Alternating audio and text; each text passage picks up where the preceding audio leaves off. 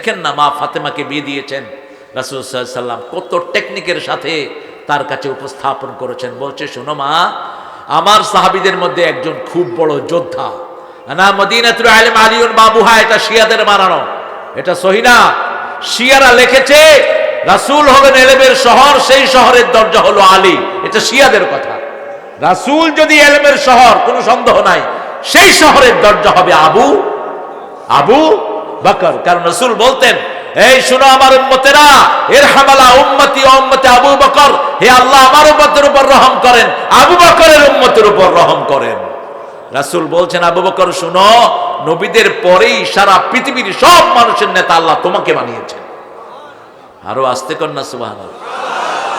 আসলে লোকেরা কাহিল হয়ে গেছে, কি করব, এই তো শেষ করে দিচ্ছে। আপনারা দেখি আরো আসতেছে, দেখি কোথেকে আসে এগুলো। হ্যাঁ, এত রাত হয়ে গেলে এখন আসতেছে বাড়ি থেকে। আয়োনো সারা রাত আল্লাহ কবুল কর, সারা রাত সেজদায় পড়ে থাকবেন। ওয়াজ রাসূল সারা রাত করেন নাই।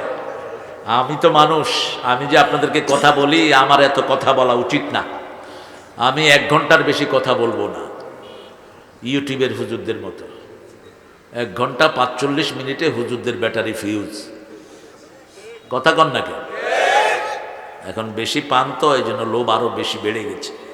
কতক্ষণ হয়েছে আমি স্টেজে বসছি বলেন তো? তো আর কতক্ষণ চালাইতে চান? ইত্তাবিউ মা উনজিলা ইলাইকুম মির রাব্বিকুম, রবের পক্ষ থেকে যা নাজিল হয়েছে তা অনুসরণ করো। কার কথা? আবার সূরা আল ইমরানের 31 নম্বর আয়াতে আল্লাহ বলছেন, কুল ইন কুনতুম তুহিব্বুনাল্লাহ ফাত্তাবিউনি ইউহিব্বুকুমুল্লাহ ওয়া ইয়াগফির লাকুম যুনুবাকুম ওয়াল্লাহু গফুরুর রহিম। আল্লাহকে যে পাইতে চায়, হযরতকে ভালোবেসে, আল্লাহকে যে পাইতে চায়, আরশ কুরসি লৌহ কালাম না চাহিতে পেয়েছে সে। রাসূলের অনুসরণ করব। রাসূল যুদ্ধ করেছেন, আমরাও যুদ্ধ। রাসূল পিতামাতাকে মাথায় তুলে রেখেছেন, আমরাও মাথায় তুলে রাখবো। ঠিক না ঠিক? পিতামাতার সামনে কখনো বসতেন না, রাহমাতাল লিল।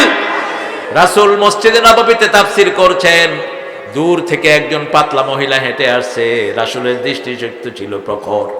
দুনিয়ার 40 জন, জান্নাতের 40 জন তরুণের শক্তি রাসূলের শরীরে দান করেছেন কে?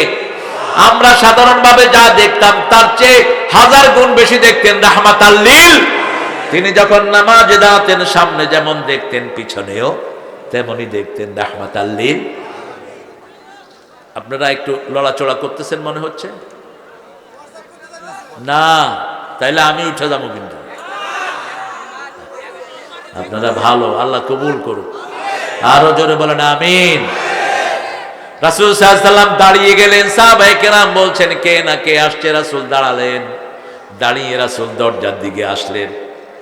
দরজার দিকে এসে দাঁড়িয়ে আছেন। যখনই মহিলা ঢুকলো, নিজের রুমাল রাসূল মাটিতে বিছিয়ে দিলেন, ওই মহিলা রুমালের উপর বসলেন। রাসূল সাল্লাল্লাহু আলাইহি ওয়াসাল্লাম তার সামনে ছাত্রের মতো বসলেন। দীর্ঘ সময় মহিলা কথা বললেন, রাসূল সাল্লাল্লাহু আলাইহি ওয়াসাল্লাম মাথা নুইয়ে শুনলেন। মহিলা রাসূলের মাথায় হাত বুলালেন, রাসূলের কপালে চুমু খেলেন। আল্লাহু আকবার। মহিলা উঠলেন, রাসূল সাল্লাল্লাহু আলাইহি ওয়াসাল্লাম উঠলেন। মহিলা চলে গেলেন, রাসূল দাঁড়িয়ে থাকলেন যত দূর দেখা যায়। সাহাবায়ে কেরাম বললেন, ইয়া রাসূলুল্লাহ সাল্লাল্লাহু, আমরা বুঝলাম না পৃথিবীতে কোন মহিলা এমন আছে যিনি রাসূলের চাদর উপরে বসার যোগ্যতা রাখে? কোন মহিলা এমন আছে যার কাছে রাসূল ছাত্রের মতো বসে থাকে?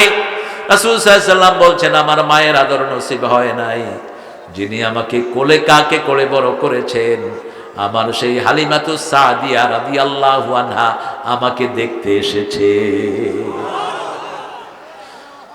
মধুর আমার মায়ের হাসি চাঁদের মুখে ঝরে, মাকে মনে পড়ে আমার, মাকে মনে পড়ে।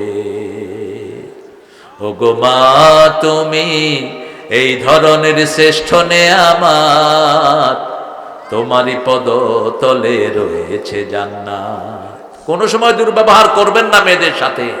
রাসূল কোনদিন কোন মেয়ের সাথে দুর্ব্যবহার করেন নাই, বরং মা ফাতেমা আসলে মা আয়েশা বলছেন, বুখারী বর্ণনা, রাসূল দাঁড়িয়ে যেতেন। কি করতেন? দাঁড়িয়ে যেতেন। দাঁড়িয়ে নিজের জায়গায় ফাতেমাকে বসাতেন, কপালে চুমু খেতেন, তারপরে ফাতেমার কথা শুনতেন, রাহমাতাল লিল আলামিন। আপনার ঘরের মেয়েকে আপনি পাহারা দেন, মেয়েকে কোনো ছেলের কাছে প্রাইভেট পড়তে দিয়ে, কথা কন না কেন? ঘরে কোনো ছেলেকে প্রাইভেট রাখবেন না। 5 বছরের ইয়াসমিন পুলিশের হাতে ধর্ষিত হয় রংপুরে। কাকে বিশ্বাস করেন? 7 বছরের মেয়েকে কখনো হাফ প্যান্ট পরাবে না, কারণ 7 বছর বয়স থেকেই তো তাকে নামাজ শিখতে হবে, ঠিক কিনা?